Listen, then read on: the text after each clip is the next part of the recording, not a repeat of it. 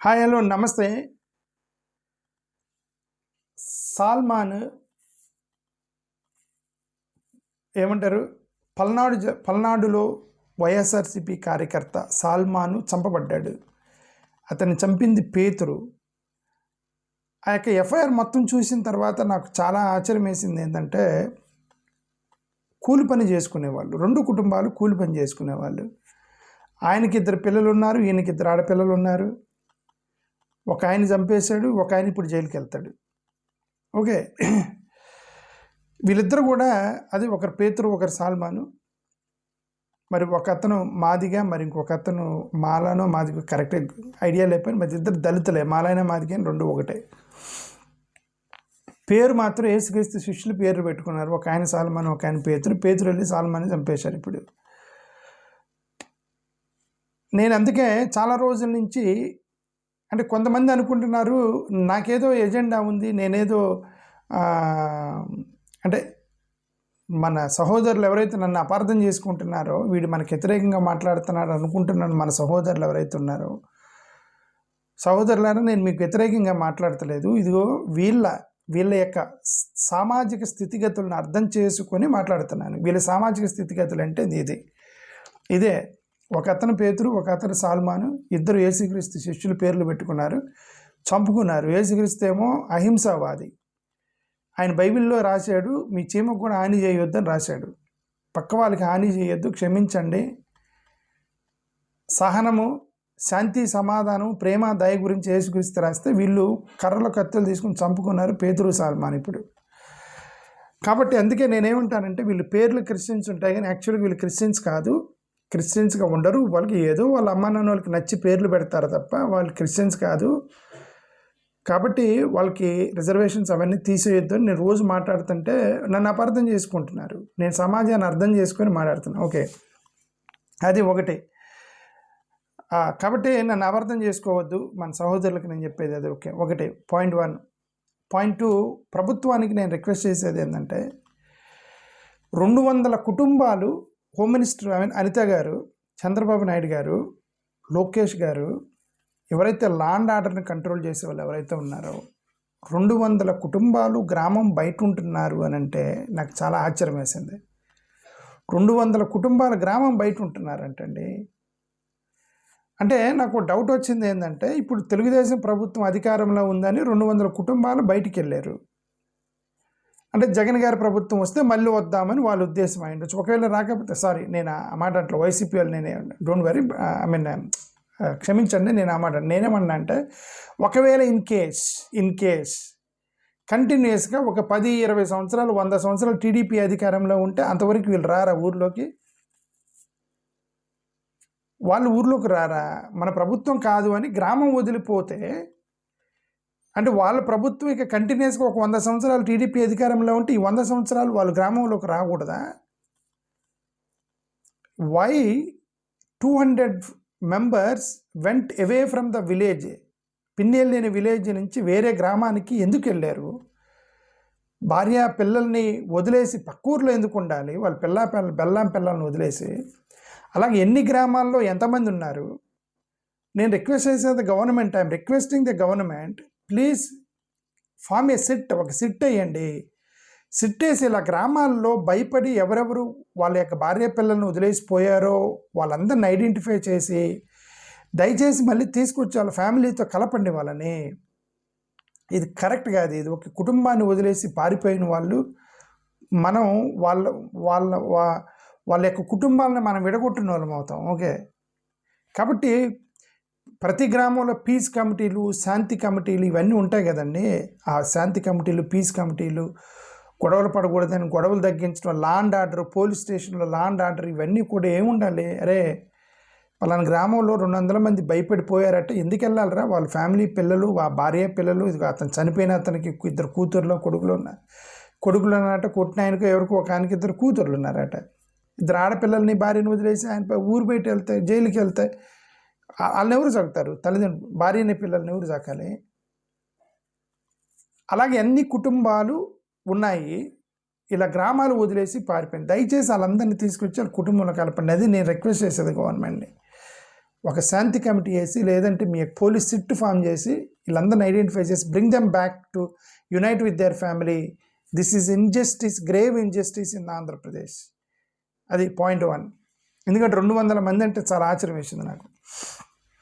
మూడోది, నేను దళిత సమాజానికి రిక్వెస్ట్ చేస్తున్నా, సహోదరులారా, నేను దళిత సమాజానికి నేను చాలా సీరియస్గా రిక్వెస్ట్ చేస్తున్నాను. ఏంటంటే, మీరు అసలుకి ఏం చేస్తున్నారో మీకు అర్థమవుతుందా?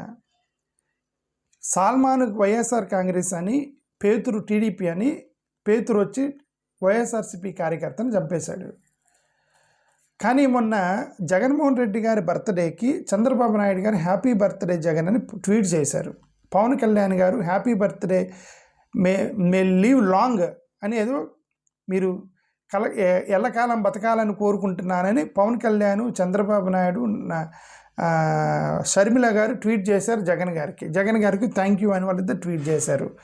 వాళ్ళిద్దరు బాగానే ఉన్నప్పుడు, వాళ్ళిద్దరు హ్యాపీ బర్త్డేలు చెప్పుకుంటున్నప్పుడు కింద కార్యకర్తలు మీరెందుకు చంపుకోవాలని నేను ప్రశ్నిస్తాను దళితులకి.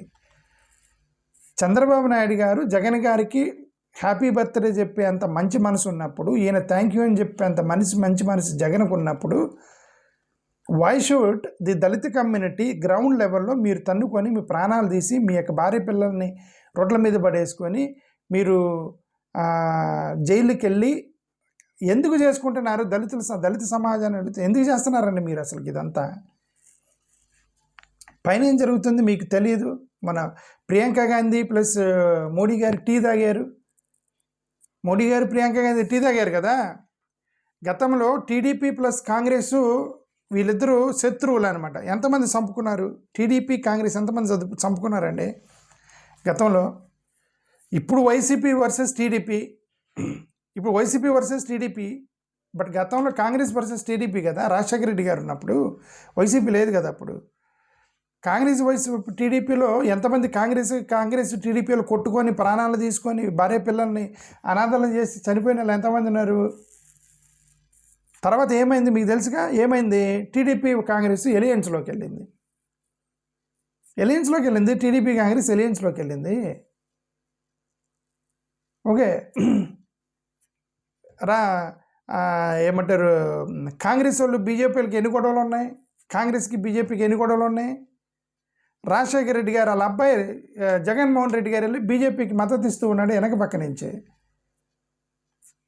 రాజకీయాలు అన్నీ ఉంటాయి. కింద మీరు కొట్టుకోవడం అనవసరం ఉంటుంది. పైన వాళ్ళకి ఏంటంటే రాజకీయం మాత్రమే చేస్తారు. నేను రిక్వెస్ట్ ఏంటంటే దళిత సమాజానికి వాళ్ళు రాజకీయం మాత్రమే చేస్తారు, హింసకి వెళ్ళరు అని చెప్తున్నా.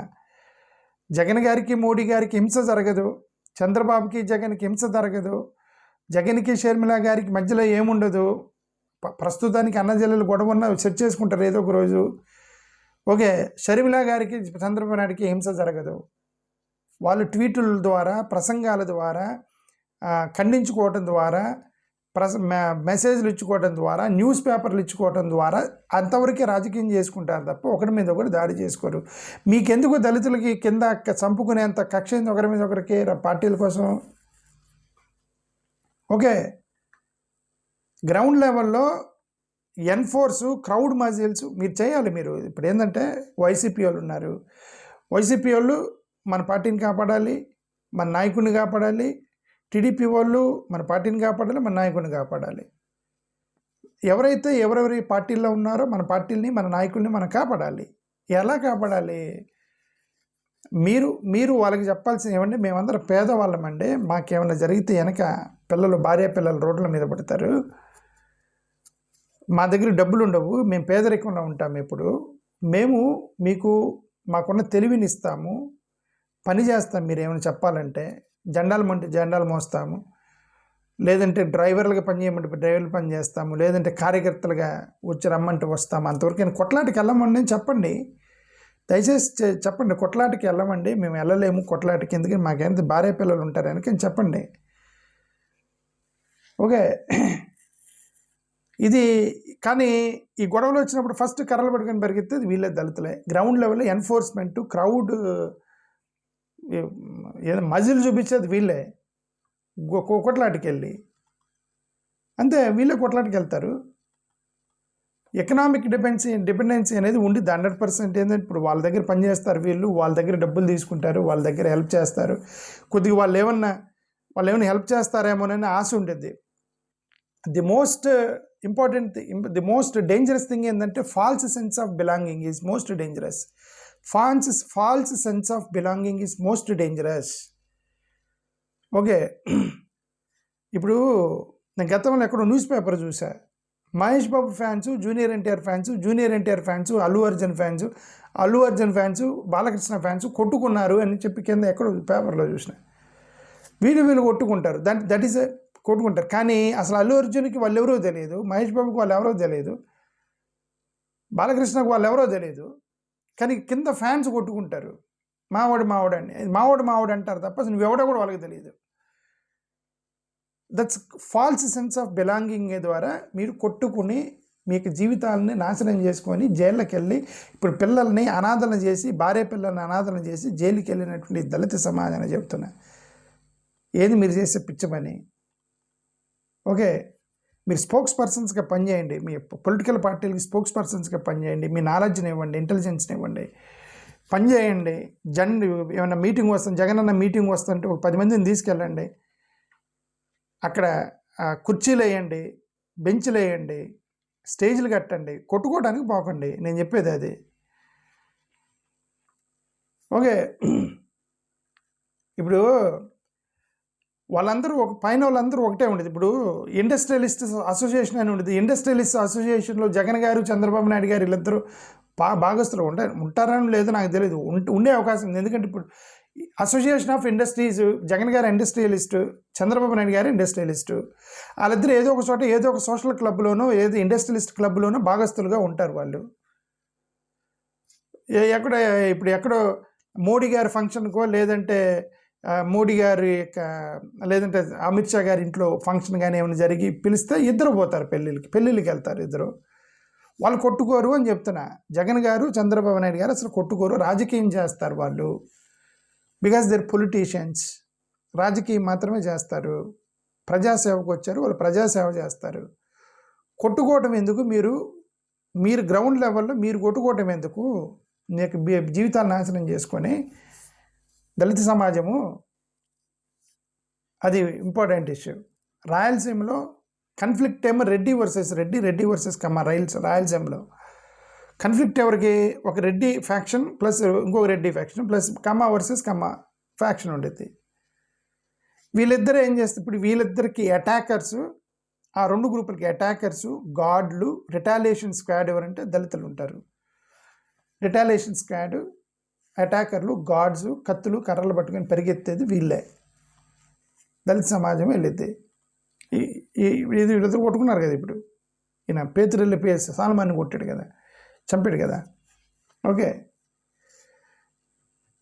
ఇది గతంలో అదే చెప్పాను కదా, టీడీపీ కాంగ్రెస్ ఎలియన్స్లోకి వెళ్ళారు. రాహుల్ గాంధీ, చంద్రబాబు నాయుడు కలిసి ఉంటున్నారు. జగన్మోహన్ రెడ్డి గారు చెప్పారు, షర్మిల గారు పసుపు చీర కట్టుకొని చంద్రబాబు నాయుడు దగ్గరికి వెళ్ళారు జగన్ గారు అన్నారు. మొన్న ప్రియాంక గాంధీ వెళ్ళి మోడీ గారితో టీ తాగింది. మొన్న నితిన్ గడ్కరీ గారితో ఆమె కూర్చొని ఆమెకి ఏదో డిపార్ట్మెంట్కి చేయించుకుంది. వాళ్ళందరూ ఎమ్మెల్యేలు, ఎంపీలు, పొలిటికల్ పార్టీలు, రాజకీయ నాయకులు, వాళ్ళందరూ పైనోళ్ళు చాలా స్నేహంగా ఉంటారు, రాజకీయం చేస్తారు, సిద్ధాంతాలకు విడిపోతారు, వాళ్ళు అనుకున్నటువంటి భావజాలం మీద వాళ్ళు బతుకుతూ ఉంటారు. కింద మీరెందుకు కొట్టుకుంటారు అంటున్నా. That is somewhere. ఏమో మరి ఈ పేదల్ని ఎలా కంట్రోల్ చేయాలి? పేదలు మనకు తెలీదు. చొక్కాలు చింపుకుంటారు వీళ్ళు, కొట్టుకోవడానికి ముందుకు వెళ్తారు వీళ్ళు. ఓకే, ఇప్పుడు చంద్రబాబు నాయుడు గారు ఉన్నారు, కమ్మోళ్ళు ఉన్నారు అనుకోండి, కమ్మోళ్ళు చౌదరీలు ఉన్నారు. వాళ్ళు యాక్చువల్గా ఫస్ట్ కాంగ్రెస్కి వ్యతిరేకంగా కమ్యూనిస్ట్ పార్టీలోకి వెళ్ళి కమ్యూనిస్టులను ఎంకరేజ్ చేసింది కమ్మోళ్ళే. చౌదరీలను ఎంకరేజ్ చేసింది కమ్మోళ్ళండి. అది కమ్యూనిజాన్ని ఎంకరేజ్ చేసింది కమ్మోళ్ళు. ఆ తర్వాత ఎన్టీ రామారావు పార్టీ పెడితే వచ్చి ఎన్టీ రామారావు పార్టీలో దూరారు మొత్తం. తర్వాత అది మొన్న 2019లో రాహుల్ గాంధీతో ఎలయన్స్ పెట్టుకున్నప్పుడు అక్కడ దూరారు. ఇప్పుడు అందరూ వెళ్ళి ఆర్ఎస్ఎస్లో దూరి ఇప్పుడు ఆర్ఎస్ఎస్ హిందుత్వ గురించి మాట్లాడుతున్నారు తెలుగుదేశం వాళ్ళంతా. అంతే. వాళ్ళు ఇప్పుడు పవన్ కళ్యాణ్ కనుక చెగువీరా దగ్గర నుంచి మొత్తం వెళ్ళినట్టు చంద్రబాబు నాయుడు గారు కూడా అన్ని తిరిగాడు ఆయన కూడా. మనం ఓన్లీ పవన్ కళ్యాణ్ అంటున్నాం సిద్ధాంతాలు మార్చాడని. పవన్ కళ్యాణ్ కంటే ఎక్కువ సిద్ధాంతాలు మార్చింది చంద్రబాబు నాయుడు గారు. ఓకే, వాళ్ళు అంతే ఉంటారు రాజకీయం కోసం. అట్లా మీరు కూడా అలానే ఉండండి, రాజకీయం కోసం అటు ఇటుగా ఉండడు. ఒకరిని కొట్టుకునేది ఏంది, చంపుకునేది ఏంది, నాకైతే అర్థం కాల. ఓకే, అంటే మీరు ఎన్ని పార్టీలైనా మారండి, సెక్యులర్గా ఉండండి. అదొకటే నేను చెప్పదలుచుకుంది. అది సెక్యులర్గా ఉండండి, సెక్యులర్ పార్టీల వైపుకి మీరు ఎన్నైనా మారండి, నేను చెప్పదలుచుకుంది అదొకే. ఒక మాట నమ్మకాకండి, మీకేమైనా మేము చూసుకుంటాం ఫోన్ రాని వెనక చెబుతారు కదా, మీకేమైనా మేము చూసుకుంటాము, మీరు వెళ్ళిపోండి, మీరు వెళ్ళి కొట్టేయండి సంగతి, మన గవర్నమెంట్ వస్తే మేము విడిపిస్తామంటారు. జైలు నుంచి సమాధి నుంచి విడిపించగలరా? ఇప్పుడు అత సాల్మాన్ని చంపేశారు. రేపు జగనన్న ప్రభుత్వం వస్తే ఏమంటారు వీళ్ళ మీద పడ్డ కేసులు, ఒకవేళ సాల్మాన్ కనుక జైల్లో ఉంటే జగనన్న విడిపించేవాడు. ఇప్పుడు ఆయన సమాధిలో ఉన్నాడు, సమాధిలో నుంచి తీసుకురాలేడుగా జగనన్న బయటికి. ఇప్పుడు పేతురుని తీసుకెళ్ళి జైల్లో వేస్తారు. ఒకవేళ పేతురుని కూడా ఎవరైనా వేసేస్తే సమాధి నుంచి చంద్రబాబు నాయుడు తెస్తారు బయటికి. తెస్తాడా? తాలేడు కదా. ఓకే, కాబట్టి మీకెందుకు మేము ఉన్నాం పోండిరా, మీకెందుకు కర్రలు పట్టుకొని పోండిరా, కొట్టండిరా, చంపుకోండిరా అన్నది. ఇంక మరి ఇంత పేదవాళ్ళు ఇదంతా కూడా కరెక్ట్ కాదు. మేము అనుకున్నామని మీరంతా నమ్మకండి, ఇదంతా చెప్పండి వాళ్ళకి. ఎందుకు సార్ మనం కొట్టుకోవడం ఎందుకు, ప్రశాంతంగా రాజకీయం చేద్దామని మీరు వాళ్ళకి తిరిగి చెప్పండి. కొట్లాడవద్దు సార్ అని చెప్పండి. ఓకే, వాళ్ళకి పని చేయండి. ఇప్పుడు పొలిటికల్ పార్టీకి అది మీ నాలెడ్జ్ని ఇవ్వండి. అంటే ఒక పొలిటికల్ పార్టీకి సమాజం కోసం, political party is social activist movement, ఒక ఇన్స్టిట్యూషన్ లాంటిది. అది స్పోక్స్ పర్సన్స్గా పనిచేయండి, వాళ్ళ కోసం మాట్లాడండి, సిద్ధాంతం మీద మాట్లాడండి, నాయకుడి కోసం మాట్లాడండి, పార్టీ కోసం మాట్లాడండి. కొట్లాటకి వెళ్ళాల్సిన అవసరం లేదని నేను అంటున్నది. ఈ సైకిల్లో ఇరుక్కున్నారంటే అఫ్కోర్స్ మీకు డబ్బులు అవసరం ఉంటాయి, మీరేదో ఒక తర్వాత ఏదో ఒకటి ఇస్తారనేటువంటి ఒక ఆశలో ఉంటారు, హెల్ప్ చేస్తారన్న ఆశలో ఉంటారు, హెల్ప్ చేస్తారు.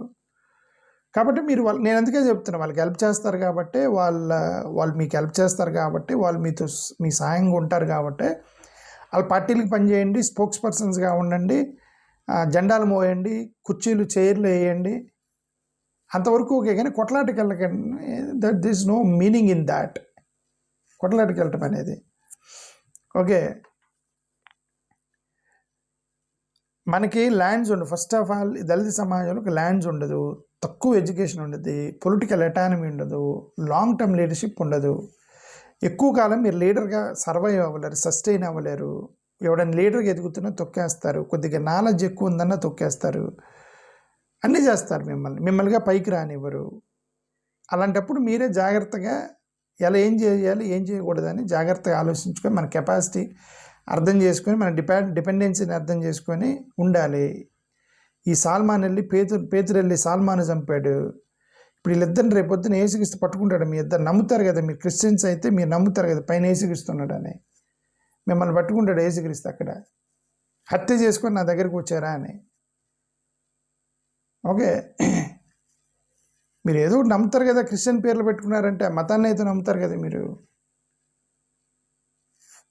ఏం చేస్తున్నారు భయ్? మీరు దళిత సమాజం ఏం చేస్తుంది? మీరు కొట్టుకోవటం ఏంటి, చంపుకోవటం ఏంది? ఇది నాకు తెలుసు, ఆశ్చర్యం వేసింది ఇదంతా. సరే, ఇంక నేను ఎక్కువ మాట్లాడదలుచుకోవడానికి గవర్నమెంట్కి ఒకటే రిక్వెస్ట్ చేస్తుంది ఏంటంటే, ఇలాగ ఎంతమంది 200-300 మంది గ్రామాలు వదిలి బయటికి వెళ్ళారో దయచేసి మీకు సెట్ వేసి ఒక టీములు వేసి వాళ్ళందరిని ఐడెంటిఫై చేసి ఎవరెవరు భయంతో పారిపోయి పక్క గ్రామానికి దయచేసి వాళ్ళని తీసుకొచ్చి వాళ్ళ కుటుంబంతో శాంతి చర్చలు, పీస్ కమిటీలు వేసి వైలెన్స్ని తగ్గించి దయచేసి వాళ్ళని వాళ్ళ కుటుంబాలతో కలపండి. చాలా బాధేసింది ఏంటంటే 200 మంది గ్రామం వదిలేసిపోయారు అని అంటే మీ ప్రభుత్వం వచ్చింది కాబట్టి, జగనన్న వస్తే తిరిగి వస్తామంటే, ఒకవేళ జగనన్న రావాలని కోరుకుంటేనే, ఒకవేళ జగనన్న రాకపోతే ఇంకొక 5 సంవత్సరాలు ఊరు బయట ఉండాలా? కరెక్ట్ కాదు. చంద్రబాబు నాయుడు గారు, లోకేష్ గారు, హోమ్ మినిస్టర్ గారు, please bring them back to their family and unite them. Thank you. నమస్కారం.